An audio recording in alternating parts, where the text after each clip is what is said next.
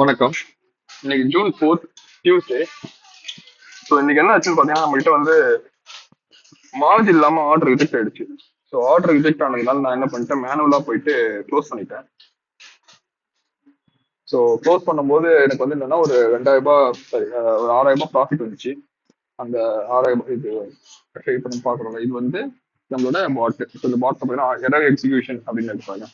So order reject ஆயிடுச்சு, செல் order reject ஆயிடுச்சு margin இல்லாம. பட் பை ஆர்டர் மட்டும் நான் வச்சிருந்தாலே 27,000 எனக்கு ப்ராஃபிட் வந்திருக்கும். நான் என்ன பண்ணிட்டேன் அப்படின்னு பாத்தீங்கன்னா ஒரு 7,000 ப்ராஃபிட் வரும்போது நான் மேனுவல் எக்ஸிட் பண்ணிட்டேன்.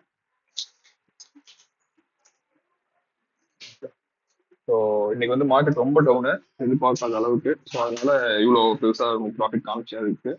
பட் நமக்கு வந்து இவ்வளோ நம்மளால வெயிட் பண்ண முடியாது. ஸோ அதனால நம்ம என்ன பண்ணலாம், ஒரு 7,000 ப்ராஃபிட்டை கட் பண்ணியாச்சு. நாளைக்கு ஒரு ட்ரேட்ல பார்க்கலாம். அதே மாதிரி பார்த்தீங்கன்னா இன்னைக்கு நான் வித்ட்ராயலும் கொடுத்துட்டேன். ஒரு இன்னைக்கு 6,700 ப்ராஃபிட், அதில் ஒரு 200 வந்து ப்ரோக்கரேஜ் போயிடும். லிமிட்ஸ் பார்க்குறோம். ஸோ லிமிட்ஸ் பார்த்தீங்கன்னா 275 வந்து ப்ரோக்கரேஜ் போயிடும். ஸோ போயிடுச்சுன்னா மீதி வந்து நமக்கு ஒரு 6,500 கிட்ட இருக்கும். நான் வந்து ஒரு 6,000 வந்து வித்ட்ரா கொடுத்துட்டேன். ஓகேவா? ஸோ இப்போ நான் இதை வந்து கரெக்ட் பண்ணிடுறேன். ஏன்னா இதில் வந்து நம்ம ஆர்டர் எக்ஸிட் ஆயிடுச்சு. ஆனால் அது வந்து அதாவது நம்ம மேனுவலாக எக்ஸிட் பண்ணிட்டோம் இன்விஷியல. ஆனால் அது வந்து நம்ம பாட்டுக்கு தெரியாது எக்ஸிட் ஆயிடுச்சுன்னு சொல்லிட்டு. ஸோ அதனால அது கால்குலேட் பண்ணிருக்கு. ஸோ இப்போ நான் அதை மட்டும் மேனுவலாக க்ளோஸ் பண்ணிட்டு இதை நான் கரெக்ட் பண்ணி விட்டுறேன். ஓகேவா? ஸோ நாளைக்கு ஒரு ட்ரேட்ல பார்ப்போம். தேங்க்யூ.